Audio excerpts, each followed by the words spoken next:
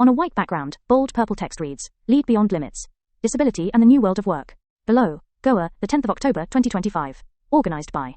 There are 2 rows of logos. Rising Flame. International Purple Fest. Godrej Industries Group. United Nations in India. Office of State Commissioner for Persons with Disabilities Goa. Department of Empowerment of Persons with Disabilities Goa. Department of Empowerment of Persons with Disabilities Government of India. The Inclusive Workplace. Moderator, Mikiko Tanaka, Director South and Southwest Asia Sub-Regional Office, United Nations ESCAP.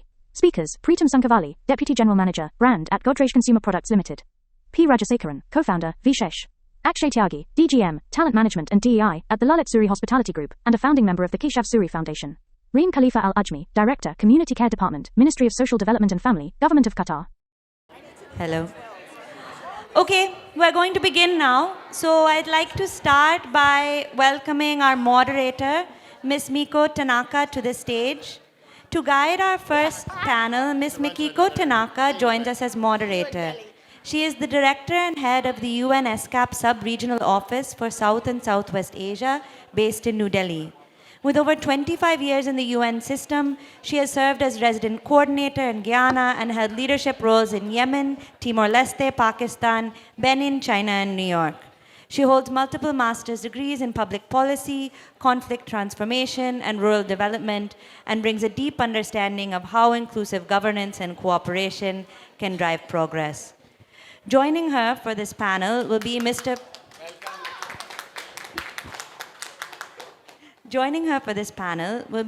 Preetham Sunkavalli. Our first panelist, Mr. Preetham Sunkavalli, is the Deputy General Manager at Godrej Consumer Products Limited. An alumnus of IIM Ahmedabad, he began his career at Mahindra's Group Management Cadre program, gaining experience across sales, strategy, and transformation. A passionate advocate for inclusion, he serves on the Godrej Industries Group DEI Council and actively mentors visually impaired youth. Preetham's professional journey combines brand building with purpose, bridging creativity, leadership, and social responsibility. Can I please ask those of you who are having side conversations to please either stop or take your conversations out of the room? Thank you so much. Our next panelist will be Mr. P. Rajasekharan, or Raja, the co-founder of V-Shesh, an impact enterprise that has enabled over 10,000 persons with disabilities to access quality employment.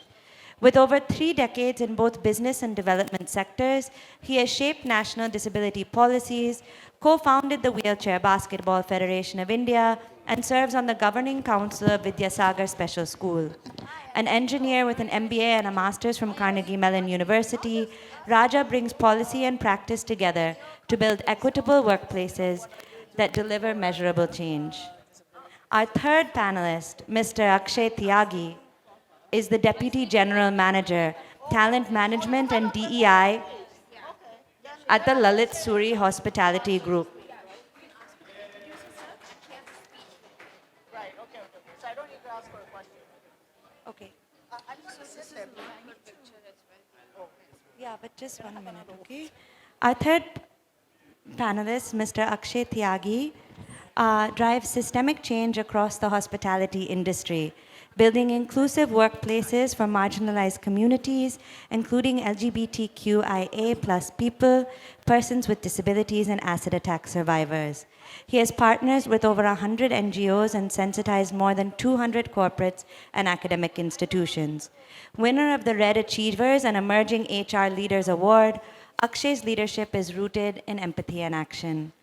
Finally, we're welcoming Reem Khalifa Al-Ajmi, Director of the Community Care Department at the Ministry of Social Development and Family. Thank you so much.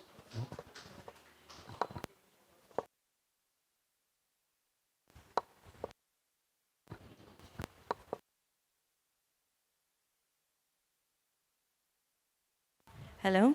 Okay. Okay, good morning. Yes, so thank you for staying here. I'm really honored to moderate this session, the second session after the inaugural.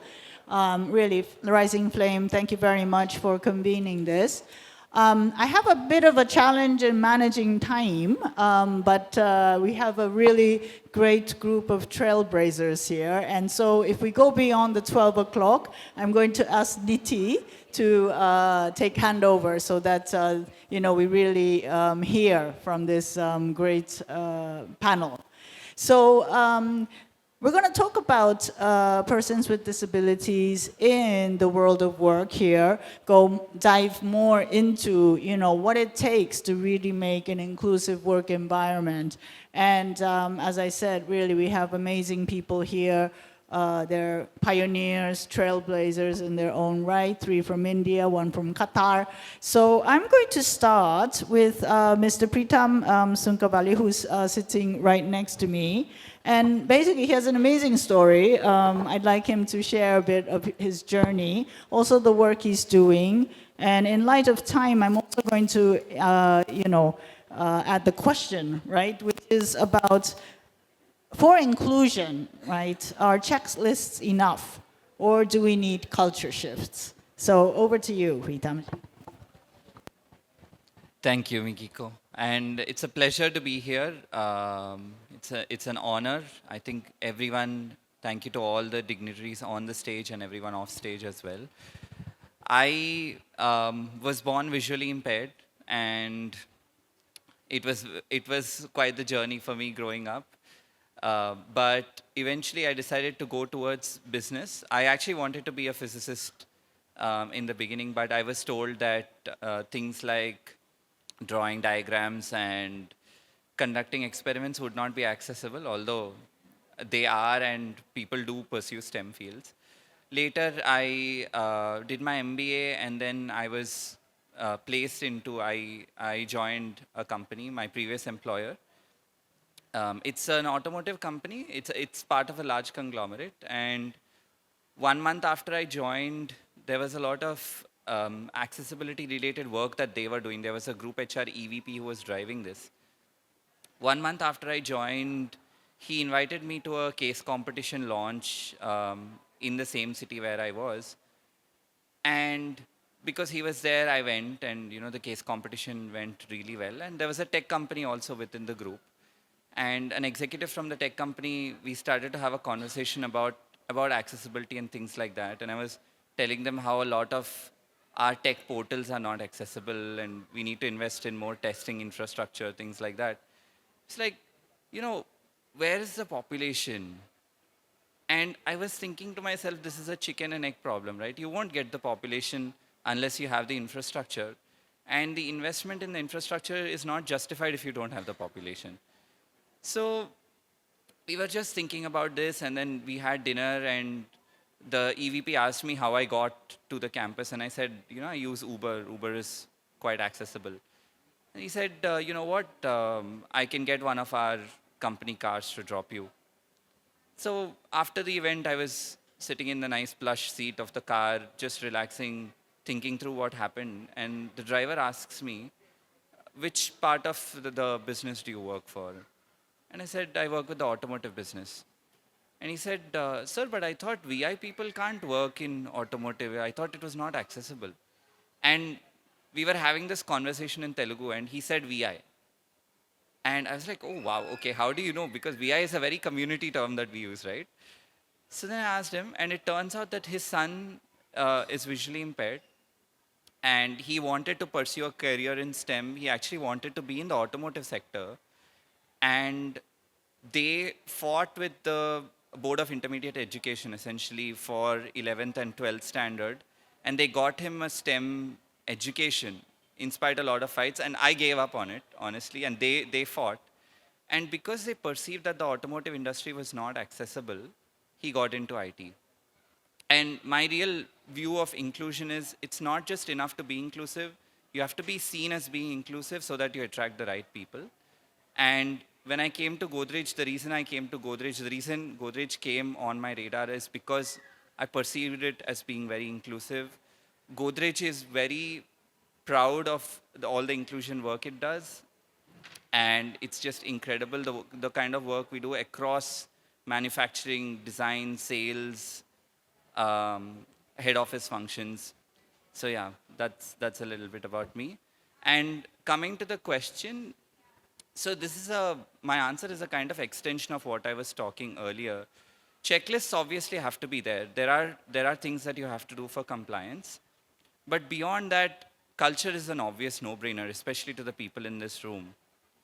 After I joined, a couple of months after I joined Godrej, our CEO, Sudhir Sitapati, asked me if I would like to do a market visit with him. And for people in marketing, in sales, and brand management, you know how big deal a market visit with the CEO is. And so we went to Delhi, we went to a couple of markets, we visited. He was observing me throughout. He was very inquisitive, kept on asking me questions about how I manage, how I travel on my own, how I stay in hotels, all the kind of technology, AI-based, since I have to plug in AI into anything these days. AI-based technology I use for accessibility. And then he writes this wonderful LinkedIn post about it. And I am generally, in my business at least, I want to be known as a brand manager first and later about someone with a disability. So I was thinking, I was like, what do I think about this post?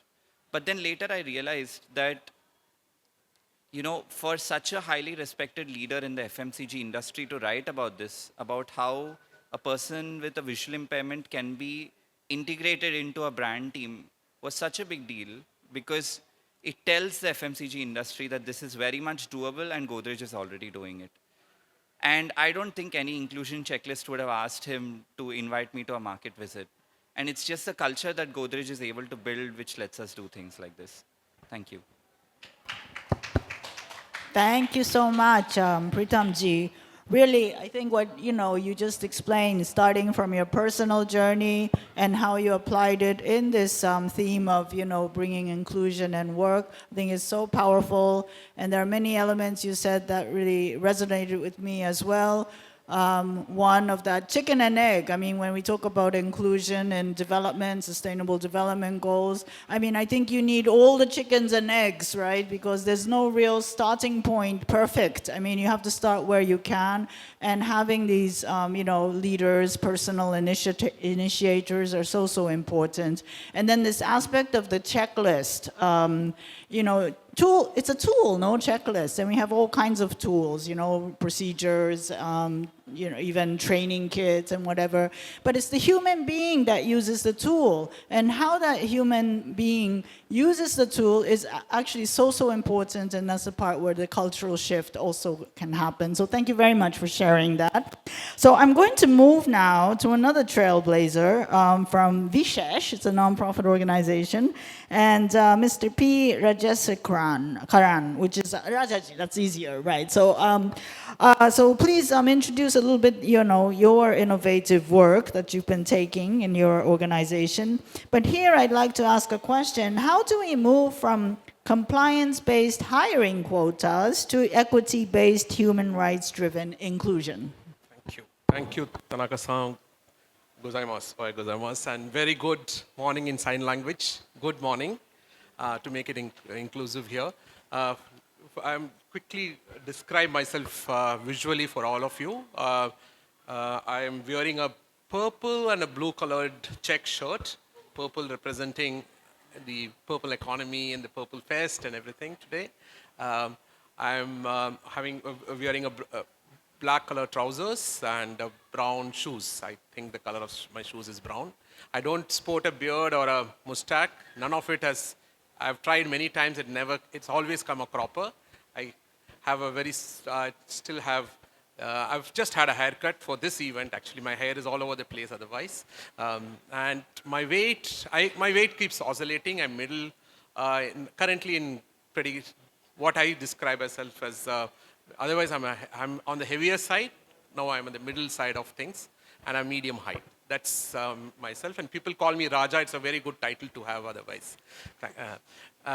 Quickly, first thing I would like to clarify, Tanaka-san, is we are a business, actually. We're not a not-for-profit. Yeah. No, that's fine. And that's been there. I keep explaining to my very old friends also that, you're working in disability means you have to be a not-for-profit. But we are a business. That's a good way of introducing my work here. We've been working 17 years doing business. Okay? And for us, our clients are persons with disabilities and organizations that work in the area of inclusion. So we work across the entire spectrum, hearing, vision, mobility, of course, neurodivergent, people with psychosocial conditions. When I say we work, we try and understand what they need in terms of accessing, our trainings and probably accessing the world of work. And what we try and do is we serve them better in our trainings, in our services, career guidance, in our training services. And in doing that, we understand the needs better and we take those needs to our workplace and consult with the workplace on equal opportunity policy, practices, managerial training, recruiter mindset, culture. Preetham talked about my moving beyond checklist. And then finally, the most difficult part, engaging with the recruiters on hiring and having those conversations. And that's where the tire hits the road. Having those conversations to make the conversion. Okay? And we do this for a living. We earn our bread doing what we do. There is no butter and croissant, etc. All of that is in these conferences only. Otherwise, we earn our bread doing what we do for this last 17 years. A team of 50 spread across 5 locations. On a personal note, when we started V-Shesh, me and our team members, for us it was a professional challenge of solving a societal problem through what we all know as a business model to do it. And the attempt to find the right business model, the fact that we have survived is itself a proof that there is a business case for hiring. It's a proof of the pudding. So that's one hope. I'll be sharing a lot of hope as well as some frustrations, etc. when I speak now. But there is a big hope that this can really move forward. And on a personal side, I think I truly owe my gratitude to the sector and being in V-Shesh, because it's the last 3 years, both my children are neurodivergent. They are adults now, children become adults. And I think I'm better positioned as a parent, caregiver, para-therapist to attend to my children, thanks to V-Shesh and the disabilities field that I am in, and lots of friends here I can see. All of that has trained me to be a balanced parent as well as therapist or a caregiver, whatever you can put it. And the parent hat has to go. That it helped me to move away from the parent hat and work with my children. So quickly, and now coming to your question, from you talked about how the shift, compliance to what organizations and businesses can do. Like businesses are here to serve customers. We got to recognize that very fact. And businesses are not here to hire anybody. They're hiring talent. They're hiring talent that is needed to make the businesses better, serve the customers better, and serve their own stakeholders better. So compliance is needed definitely as a model from making sure businesses work in a very responsible manner and contribute to the necessity that is required from the society and what the government thinks as so public good. From that perspective, compliance is needed. I will talk about compliances into, especially because we are now 10 years into the Rights of Persons with Disabilities Act. And with 10 years of that work, we'll have, I'll split the discussion around compliances into accessibility, into processes and policies, into social ecosystem. These are 3 dimensions in which every organization has to progress in order to ensure everyone, not just persons with disabilities, not just get a job, but move ahead in their careers. Accessibility, yes, I can say huge change because of complaints. It has made a huge difference in terms of, at least it is no longer seen as, if I have to hire a person, why do I have to invest so much? We have to do this. It is very clear. It is not It is not a choice that you will have. In fact, it's going to be very, very clear what is mandatory and what is what is non-negotiable. It will be very, very clear with the guidelines that is going to get another shift. So that has really, really moved. On the other aspects, what we would like to see is compliance is being met. If you see organizations, the most progressive organizations, we have Godrej and Parmesh, Preetham here and team. The spirit, it is not just the spirit and the letter. It is about not just the letter and compliance. We are talking about meeting with the spirit of inclusion, meeting with what we all see as inclusion, giving the truest business benefit that we are looking at.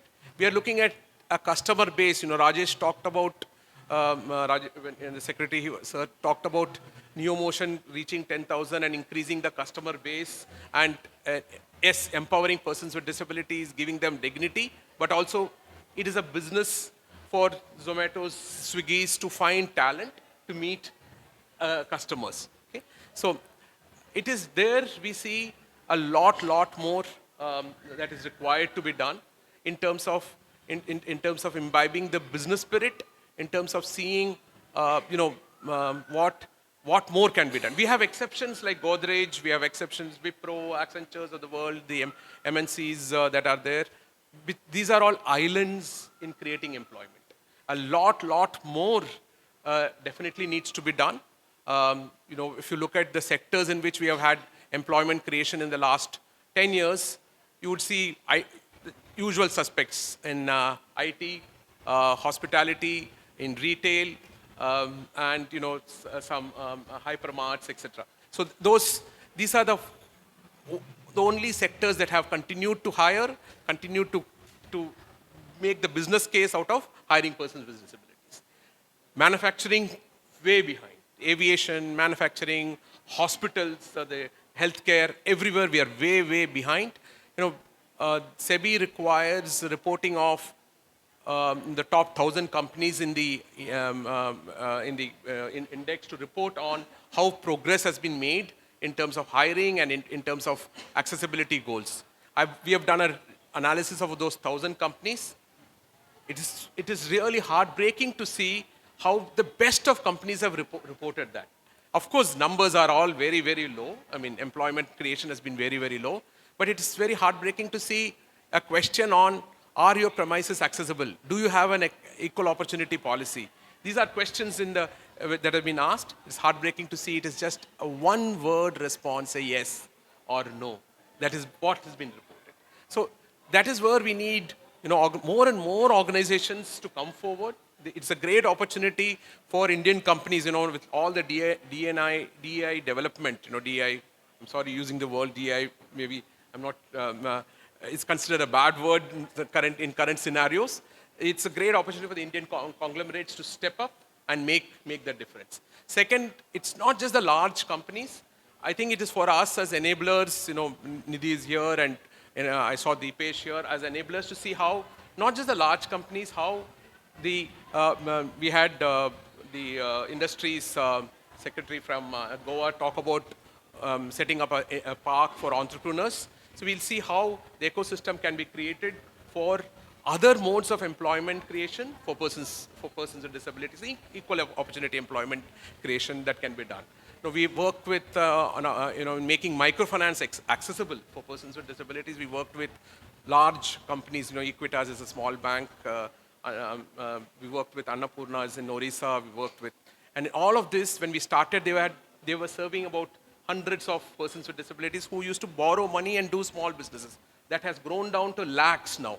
Equitas alone has a lakh of blind people, deaf people who currently run very, very small businesses. So we have to look at these ecosystems to create solutions at scale. And lastly is about, seeing what we can do to cater to many invisible individuals with invisible conditions, currently already in employment but not performing, currently struggling, dropping out of employment, struggling to return to employment, etc., to see from a policy perspective, from what can be done to not just be neurotypical, ableistic-minded HR systems, to be more safe kind of a systems.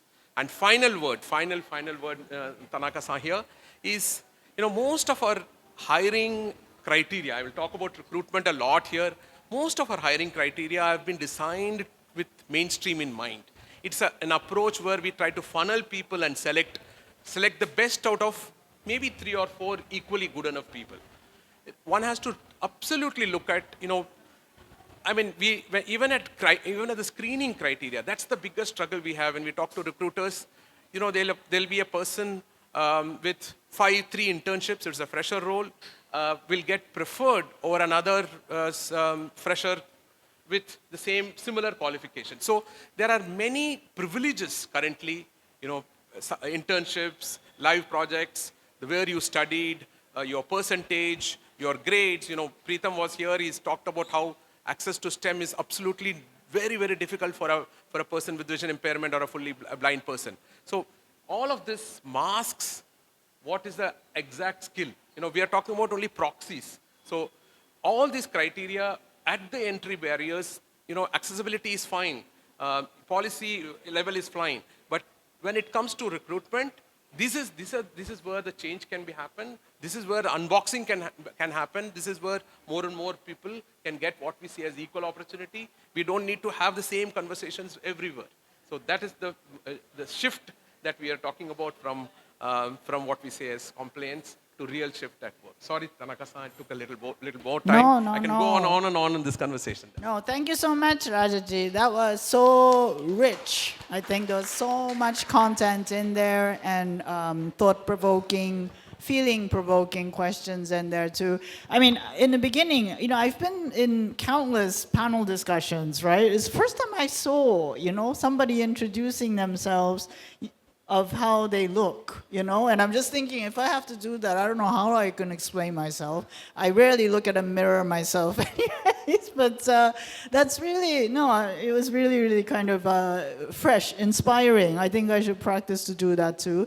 But I think also, I think what you were also saying, and thank you for correcting me on this, the business, nonprofit, but we kind of unconsciously use these terms, right, without necessarily kind of thinking deeply on what it actually means. I mean, and business, profit isn't a bad thing at all, actually, right? And it is about redefining business in a way that it does serves humanity. It can make profits because it sells, something that is valuable to different, people with different demands. And I think that whole, experience you explained is really what is needed, and it's not one size fits all as well. There's a lot we can learn from in our UN system as well. So thank you very much for sharing that.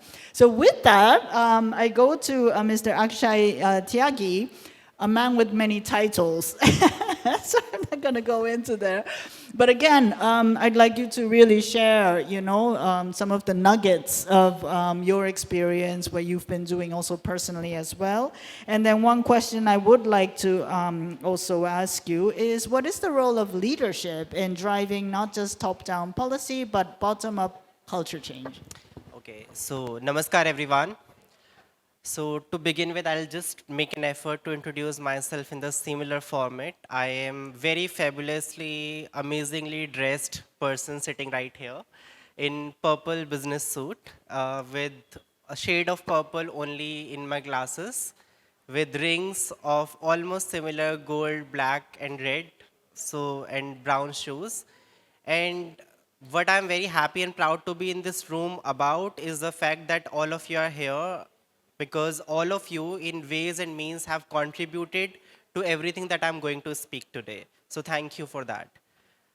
To come to the question, I think in our journey it is very, very important to acknowledge the fact that it is only when we recognize, we make an effort to understand. It is only when we understand, we get to accept. And it is only when we accept, we get to act. And in this similar format, our journey had started at the LaLiT. When my friend said that DEI is not a very positive word, I think India has always celebrated diversity and is known for the work that it has done. And in no global format or policy or practice, we should deny or let somebody claim or degrade us on that. So we are very proudly Bharat, India, that celebrate diversity, that nurture inclusion, and that is thriving with excellence. And it is very important to acknowledge the fact that when all of us are coming together, a lot is changing. Earlier, we were not talking about a lot of people with disabilities in our classrooms, in education formats. Now we are getting there. I'm very happy of the recent move taken even in the Delhi by the government on including more of special education needs school, ensuring also the mainstream education for people who can be part of those classrooms. With respect to accessibility, the way we have been changing and involving and introducing a lot of new practices. Our Prime Minister has been constantly saying Viksit Bharat, and that Viksit Bharat belongs to everybody. It is Sabka Saath, Sabka Vikas. So I think when it is Sabka, then we are all included in it. So it should not be just for select few. It is for people with disabilities, for people from the LGBTQIA spectrum. It is for people who are acid attack warriors. It is for people with cerebral palsy, with autism, with Down syndrome. It is for people from every caste, religion, creed, color, and every aspect of us which makes us diverse. For us at the LaLiT, that has been the philosophy. DEI is in our DNA. And when we say it is in our DNA, we say it from the perspective that India has always embraced Atiti Devo Bhava. And that Atiti was never defined to anybody how this Atiti would look like. This Atiti can come in any form, in any shape, in any color. So we should be ready as an organization to welcome this guest, this Atiti, the way he, she, they, them come in. And that was very, very important for us. In our journey, now we have over 300 people with disabilities working with us across group in various roles and functions, including people in the senior leadership, people who are part of our front office reservations, and you would be very, very happy when you walk into our hotels. You would see people with autism playing piano. You will see people with visual impairment welcoming you with different musical instruments, playing music, and also performing at our different outlets. We are very lucky and privileged again to be part of an hospitality industry, which in itself is a very small world of its own. You would find people from all walks of life working. You would find people from all walks of life coming and staying with you. So it's a world wherein you would actually see what ideally it should be outside.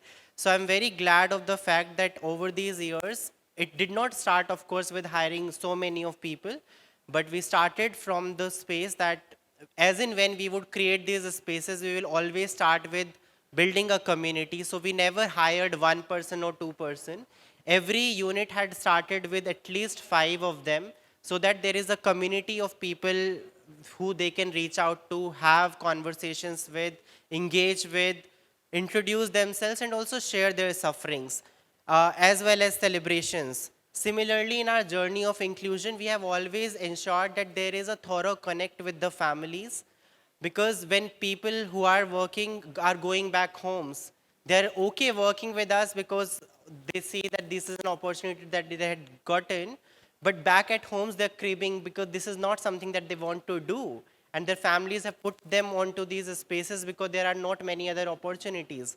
So all of this has been done and has been part of our thorough processes, because when we are saying that DEI is in our DNA, we also need to ensure that all of our interventions should not end up becoming charity, right? We are here to build community, we are here to empower each other, and we are to instill sense of belongingness in everybody who comes to us and works with us. And this is how we have started.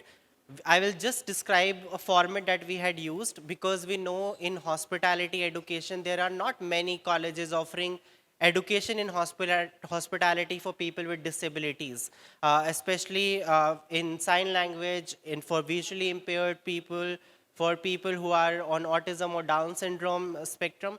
And when all of these individuals are looking for job, we always have found a gap. So, and there are only NGOs who are doing vocational programs. So what we had started doing is at the LaLiT, when you walk into our programs, so you would get an opportunity for 3 months to just explore what hospitality is all about. You will go into different outlets, you will go into different departments for every week and see and observe. And the expectation is not to learn, but expectation is to explore and observe and see where your interest lies. Then we will give you 6 months to do an internship, wherein you will select your 3 or 2 departments of choice and you make a decision for yourself. So we don't select for anybody. We give people freedom and people take that freedom to choose for themselves, and then followed by 11 months apprentice program, after which we are committed to give a full-time employment to every individual who joins us in this program in a span of 20 to 24 months. And I'm very proud of the fact that almost 70% of our persons with disabilities team at the LaLiT is actually a success of this program that we had started in 2021. In the similar format, what I'm also very, very happy and proud about of the fact is that when we are doing a lot of sensitization sessions, these are not one-way sensitization sessions that somebody is coming and teaching. A lot of our learning across the group has happened because we have constantly engaged with the community organizations. We have constantly participated as well as involved ourselves in programming, in functioning, as well as volunteering with all of them to prepare our team members to be in those safe spaces. And let me admit that when we are doing all of this, a lot of people are also giving us businesses because they have met our teams and they know that our teams are safest as well as most empathetic ones to work with people with disabilities.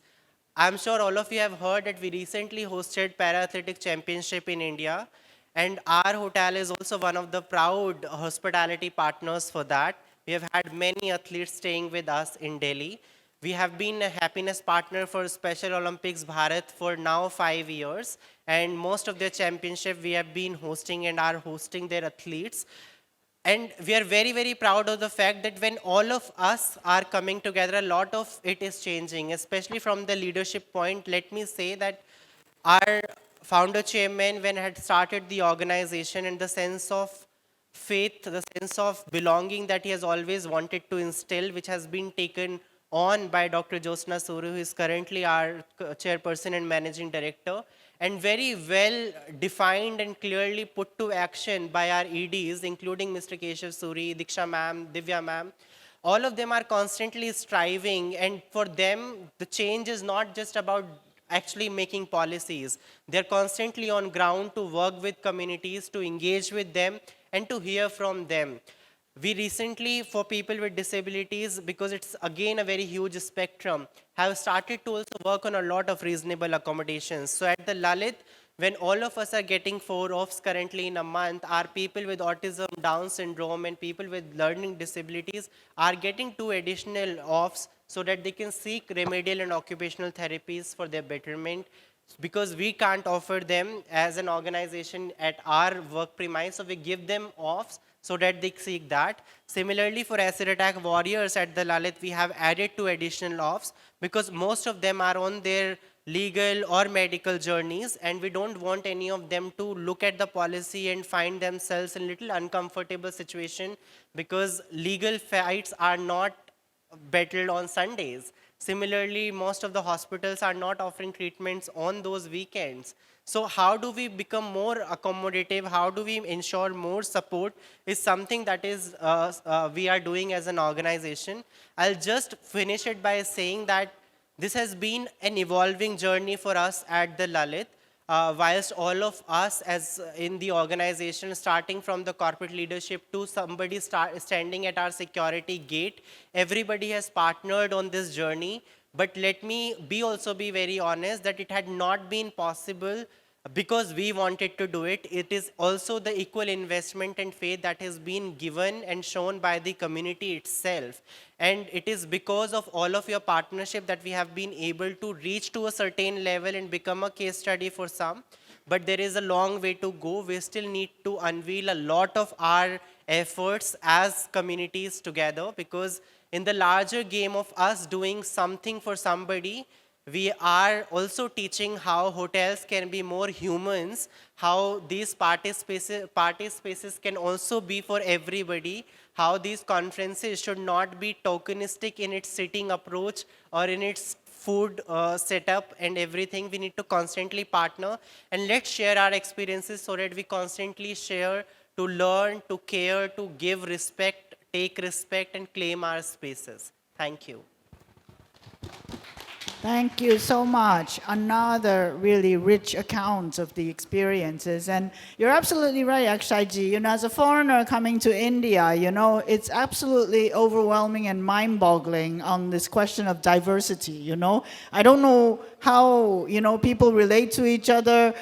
Is there a mainstream? What is the mainstream? What is the tributary? I don't know. But, you know, in that, how you're creating these spaces, these worlds where, again, in that diversity, there's so much, you know, different needs and demands and ways of people, you know, connecting to each other. How you create that space, I think, is a whole, you know, in a way, experiment on its own. And it's probably very unique. Every, you know, place is different. So there's only so much you can write down in training manuals. I think it is that human experience and the leadership that, you know, everybody brings that allows that to happen. And if that could expand more all over the world, we're going to be in a much more happier, tolerant, peaceful place. So thank you very much for sharing that.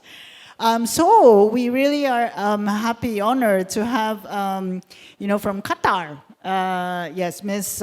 Reem Khalifa Al-Ajmi. And, you know, you've heard the Indian experiences, and again, India is so diverse. You have a million more other experiences probably here. But we'd really like you to share also from Qatar, you know, what's going on there, what kind of efforts you're making. And I'm just mindful of time, and I really have to beg your pardon. I have to leave at 12 o'clock. So I'm just going to ask, Niti has kind of left. So, oh, is she there? Yeah. I'd just like to hand over, the microphone to you so that, you know, taken care of. And also after this, I think it would be really great to have a Q&A. But I'd just like to thank you all for this opportunity to really listen to you. And I'm so sorry I have to leave, but lovely to meet you. Is it possible for us to get the group picture before you go? Just 2 minutes. Yes. Yeah? Can we hand over the token? Just 1 minute. Can we just take our group picture?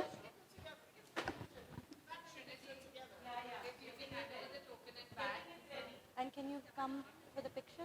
I should go. Yeah. Why not? Come.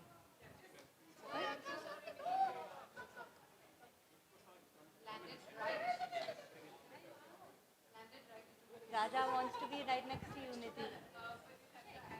You'll have to say ready, so I'll do ready. The video just capturing your smile and then you can hear my voice and smile. I'm getting some photos. Lovely. One more. Yes. Thank you. Shikha, I'm here. we can have our current ambassador felicitate Nikki. Yeah.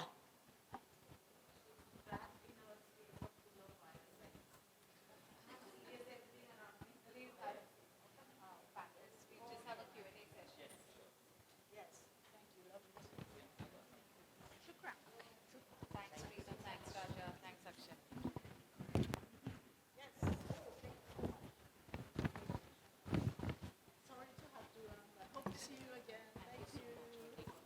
Did you forget your things here? The phone is most important. Yes.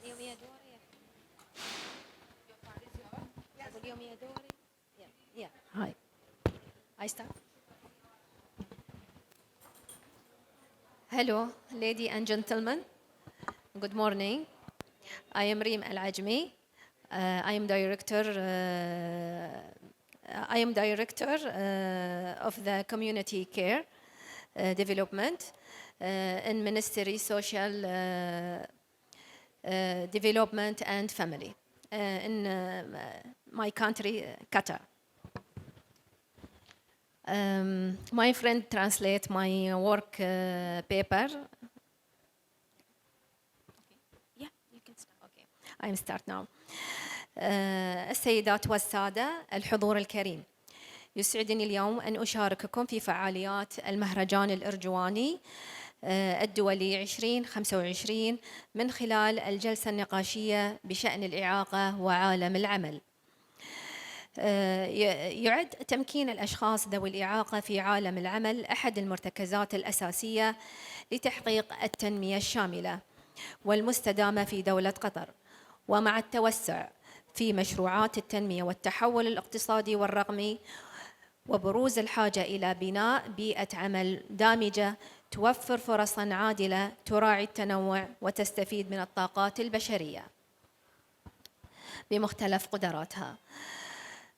وانسجاماً مع رؤية قطر الوطنية 2030 حرصت الدولة على تعزيز مشاركة الأشخاص ذوي الإعاقة في سوق العمل من خلال تطوير التشريعات وتنفيذ البرامج الوظيفية الداعمة للتوظيف الدامج، وتهيئة بيئات العمل الميسرة التي تضمن تكافؤ الفرص والمشاركة الفاعلة في التنمية الاقتصادية والاجتماعية. Dear guests, today I'm pleased to participate in the activities of the International Purple Festival 2025 through a panel discussion on disability and the world of work. Empowering persons with disabilities in the world of work is one of the fundamental pillars of achieving comprehensive and sustainable development in the state of Qatar. With the expansion of development projects, economic and digital transformation, the need to build an inclusive work environment that provides fair opportunities that consider diversity and utilize human potential with all its capabilities has emerged. In the line with Qatar National Vision 2030, the state has been keen to enhance the participation of persons with disabilities in the labor market by developing legislation, implementing national programs that support inclusive employment, and creating accessible work environments that ensure equal opportunities and active participation in economic and social development. وإن أبرز الأطر القانونية والتشريعية الداعمة أولاً الدستور الدائم لدولة قطر الذي صدر في 8 يونيو 2004، حيث اشتمل على العديد من المواد التي كفلت حق المعاق في المادة 34 من الدستور، تنص على أن المواطنين متساوون في الحقوق والواجبات العامة. كما نصت المادة 35 على أن الناس متساوون أمام القانون لا تمييز بينهم بسبب الجنس أو الأصل أو اللغة. ثانياً، قانون العمل القطري رقم 14 لسنة 2004 يؤكد على هذا القانون على منح التميز في مكان العمل بناء على أي إعاقة مع توفير التسهيلات اللازمة لتأدية الموظفين من ذوي الإعاقة لوظائفهم بكفاءة. ثالثاً، قانون رقم 22 لسنة 2025 بشأن الأشخاص ذوي الإعاقة، ويهدف القانون إلى إدماج الأشخاص ذوي الإعاقة في المجتمع بكافة مجالاته من خلال إتاحة فرص العمل في القطاعين الحكومي والخاص، وتخصيص نسب محددة من الوظائف لهم وفق آليات معتمدة. رابعاً، قرار مجلس الوزراء رقم 26 لسنة 2019 وتم تعديله بقرار مجلس الوزراء رقم 16 لسنة 2023 بإنشاء اللجنة الوطنية المعنية لشؤون المرأة والطفل وكبار السن والأشخاص ذوي الإعاقة، وتترأسها سعادة الوزيرة، ووكيل الوزارة هي نائبا للرئيس في العضوية، وتتكون من جهات حكومية وغير حكومية يبلغ عددها 15 عضو.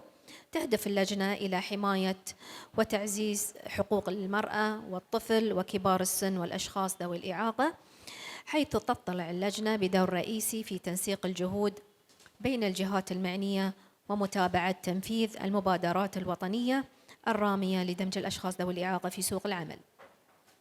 وزارة التنمية الاجتماعية والأسرة قطاع شؤون الأسرة ضم العديد من الإدارات ذات الصلة بالأسرة وأفرادها، وهي شريك في تحقيق استراتيجية دولة قطر الثالثة 2024-2030، حيث أن من أبرز نتائج الاستراتيجية هي النتيجة الرابعة: مجتمع متماسك، الحفاظ على القيم الأصيلة والروابط الأسرية القوية وتعزيز المواطنة المسؤولية، وبناء مجتمع محلي متناغم ومنسجم في عالم يزدرها العولمة، وإن من أبرز ما ستوفره الاستراتيجية للشباب فرصا رائعة للدراسة والمشاركة والتطوع، ونعمل على تمكينهم ليصبحوا مواطنين نشطين ومنتجين في وقت مبكر مع تعزيز أدائهم ومشاركتهم في بناء اقتصاد للمستقبل.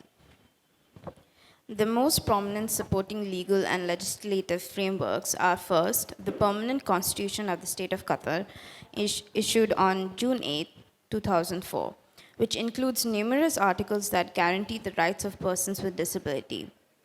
Article 34 of the Constitution stipulates that citizens are equal in public rights and duties. Article 35 also stipulates that people are equal before the law without discrimination based on gender, origin, language, or religion. Second, Qatari Labor Law 14 of 2024.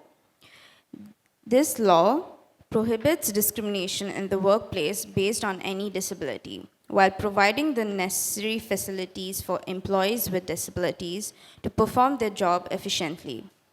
Third, Law number 22 of 2025 regarding persons with disabilities. The law aims to integrate persons with disabilities into society in all its fields by providing job opportunities in the public and private sectors and allocating specific percentage of jobs for them according to approved mechanisms. Fourth, Cabinet Resolution 26 of 2019, as amended by Cabinet Resolution number 16 of 2023, establishing the National Committee for the Affairs of Women, Children, the Elderly, the Persons with Disabilities, headed by the Ministry of Social Development, the Family, and the Assistant Undersecretary for Family Affairs as Vice Chairman, with membership from 15 governmental and non-governmental agencies. The committee aims to protect and promote the rights of women, children, the elderly, and the persons with disabilities, as the committee plays a key role in coordinating efforts among the relevant authorities. Follow-up on the implementation of national initiatives aimed at integrating persons with disabilities into labor market, the Ministry of Social Development and Family Affairs sector includes several departments related to the family and its members. It is a key achievement of Qatar's third national strategy of 2024 to 2030. One of the most prominent outcomes of the strategy is the fourth outcome, cohesive society, preserving authentic values and strong family ties, promoting responsible citizenship, and building a harmonious and cohesive local community that thrives in an increasingly globalized world. The most prominent outcome of the strategy is that it will provide youth with excellent opportunities for study, participation, and volunteering, empowering them to become active and productive citizens at an early age, while stimulating their performance and participation in building the future economy. ومن أبرز المبادرات والإسهامات لفئة الشباب من ذوي الإعاقة التي قدمتها الجهات الحكومية والمؤسسات في دولة قطر تخصيص يوم مهني للأشخاص ذوي الإعاقة الذهنية والتوحد بالشراكة بين مركز الشفلح للأشخاص ذوي الإعاقة ووزارة العمل وديوان الخدمة المدنية والتطوير الحكومي. يهدف هذا اليوم إلى فتح آفاق التعاون المشترك مع كافة الجهات الحكومية ومؤسسات القطاع الخاص ودعوة مديري الموارد البشرية والمعنيين بالتوظيف في مختلف القطاعات لزيارة مركز الشفلح والتعرف على الخدمات التي يقدمها لتطويرهم وتمكينهم من الاندماج في المجتمع من خلال توفير فرص العمل التي تناسب قدراتهم ومواهبهم.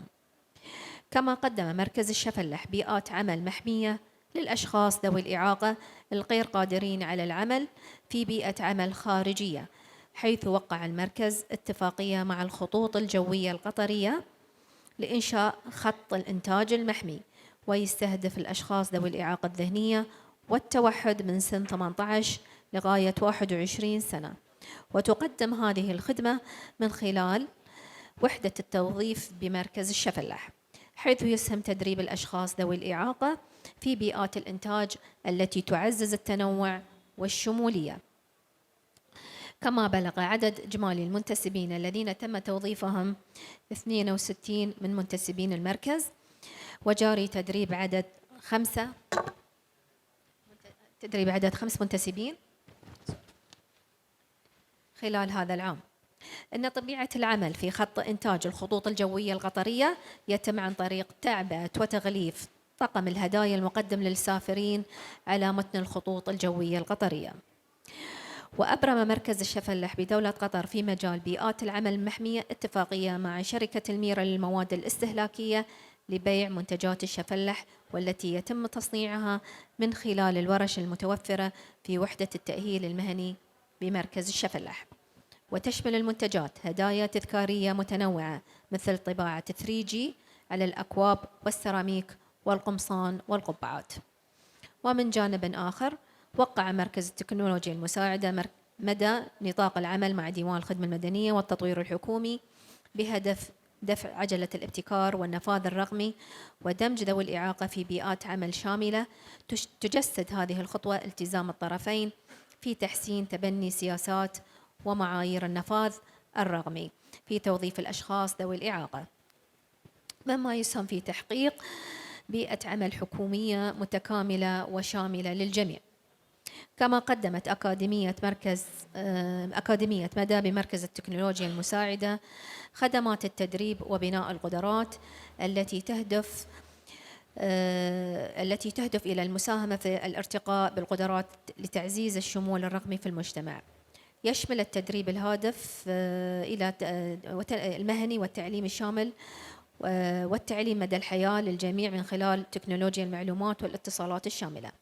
كما تقدم أكاديمية برامج ومواد تدريبية مبتكرة وشاملة ومصممة وفق إطار الكفاءات في المجالات المستهدفة، خاصة نفاذ تكنولوجيا المعلومات والاتصالات والتكنولوجيا المساعدة والتعليم الرقمي المفتوح والشامل، باستخدام أساليب تدريب متنوعة من خلال منصات الأكاديمية عبر شبكة الإنترنت.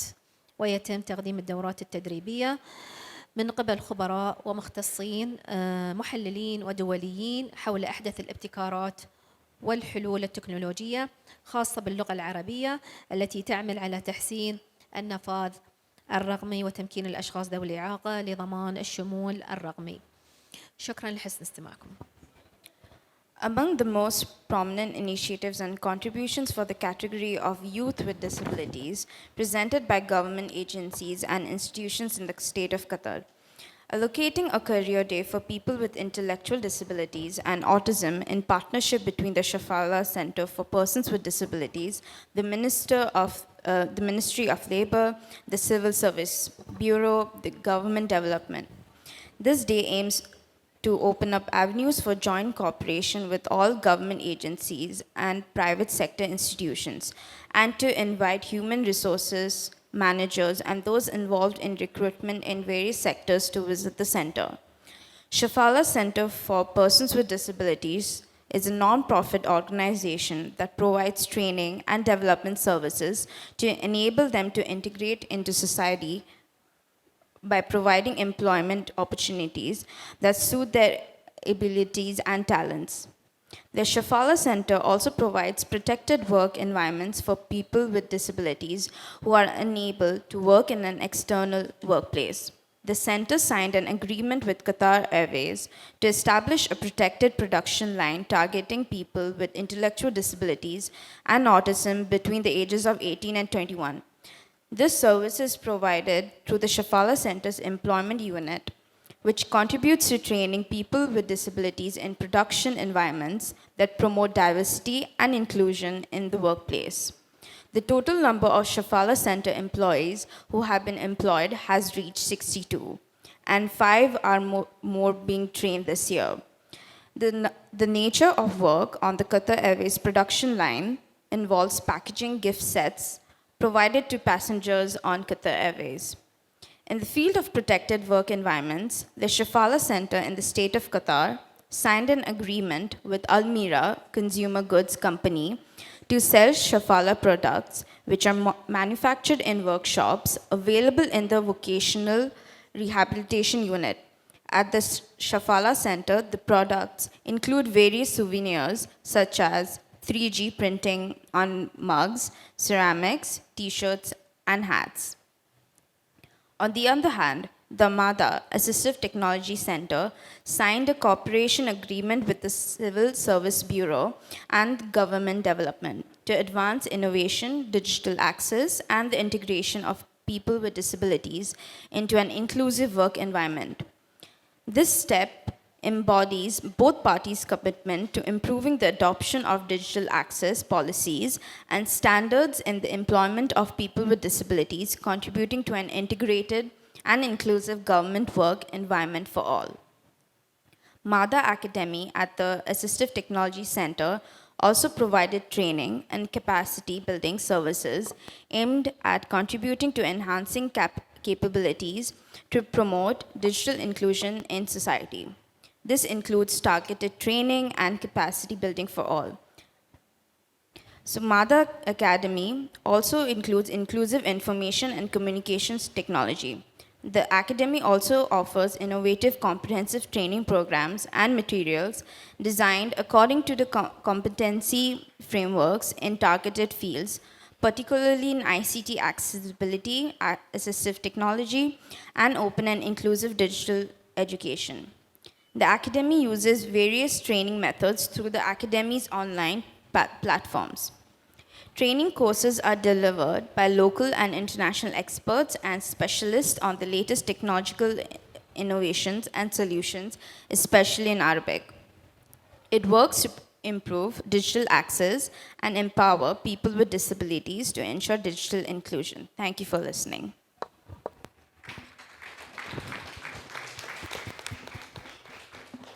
Hello? Yeah, thank you so much for that detailed account of the wonderful programs going on and to all of our panelists. Can we get one more round of applause for this amazing panel? Thank you so much. So now we're going to just move forward and I'll call the next panel to the stage. Oh, sorry. You want to do the gifts first? Who's doing that? Me. Huh. Yeah. So actually, sorry, what we're going to do is first we're going to do presentation of gifts and then one minute of closing statements. Should we do those at the same time? Start the closing statements? Would anyone like to go first, reflecting on the panel?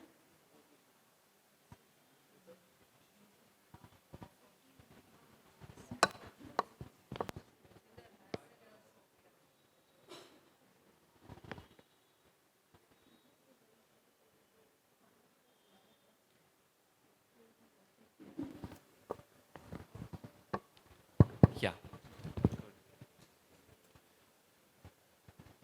So one thing I was really reflecting on as we listened to the panel speak is the incredible amount of work that's already being done. The critical thing is that there are a lot of players that are involved in making things accessible, and it's very important to look at it from a holistic lens. Everything from businesses that help companies hire, to retaining the talent, to making sure the talent gets promoted, and of course, making sure that leadership are advocates and they advocate from the front and they make sure that everyone knows that things are inclusive. So great panel, great discussion, a lot of interesting perspectives from various stakeholders. Thank you. Thanks. Thanks, Preetham. I'll make two points here as I close. One, yes, when we talk about hiring and when we say hiring with diversity in mind, we are not talking about reducing skill-based hiring. We are not talking about compromising on merit. But only point I will make is, let's not look at meritocracy or merit that masks other skills. Merit points like, again I would repeat, the type of internships the person has had, the reputation of the college, the fluency of English language, the percentages right from 10th grade, all of these are simply markers of privilege and not skill. So let's look for ability-based hiring, skill-based hiring, and that is what will take us. We are not biased. There is no bias based on diversity. Diversity doesn't create bias. It is the bias created by privilege that is real. For this to happen, we all have to come together. Yes, policies, campaigns, events, all of them are important, but diversity is about everyone. Inclusion is about everyone. It is allyship that will really push things forward for all of us to, be there and be express ourselves. With that, I hand it over to Akshay. Thanks.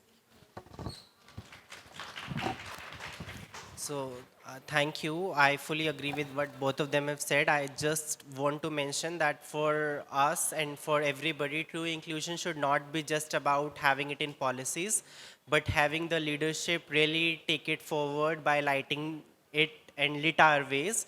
And it should also be an onus on every team member who is part of our team to take this forward as that really, like Nidhi has started Rising Flame as that flame itself, that it's not just about somebody lighting it, but also ensuring that this flame is constantly on and is constantly lighting the way forward for everybody else as well. It should be deep embedded into our cultures. I would just like to reiterate the fact that inclusion is not I game, it is our game together. We all need to come together, partner with each other. And every time we see gaps, don't hide or don't shy away saying or asking, because it is our right. And we need to. If the world is not prepared for us, let's get that ready and let's prepare it for us. But don't shy away and don't think that somebody will do it for us, because in this life we are born and we have claimed our space. I mean, it is a very stupid thing, but there are so many sperms and ovums have fought for you to be there in this world. So you have fought millions of them to find yourself. So let's find it even today to find our spaces and build our spaces collectively. Thank you.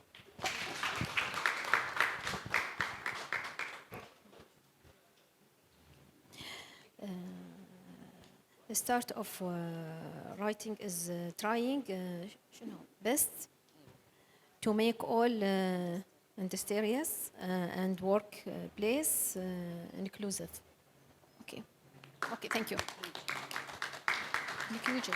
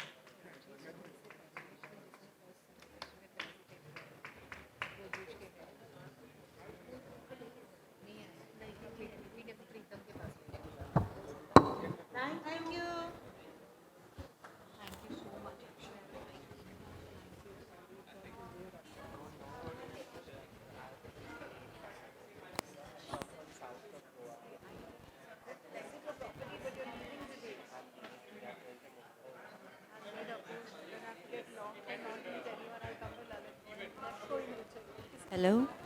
Okay.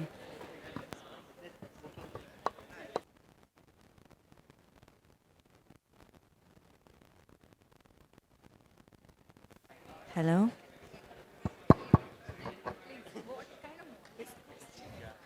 Thank you so much, friends. I'd like to clear the stage and invite the next panel to join us, please. On a black background is the Rising Flame logo. Below there is text. Find us online. Instagram, @RisingFlameNow. Twitter, /X @RisingFlameNow. LinkedIn, Rising Flame. Facebook, Rising Flame.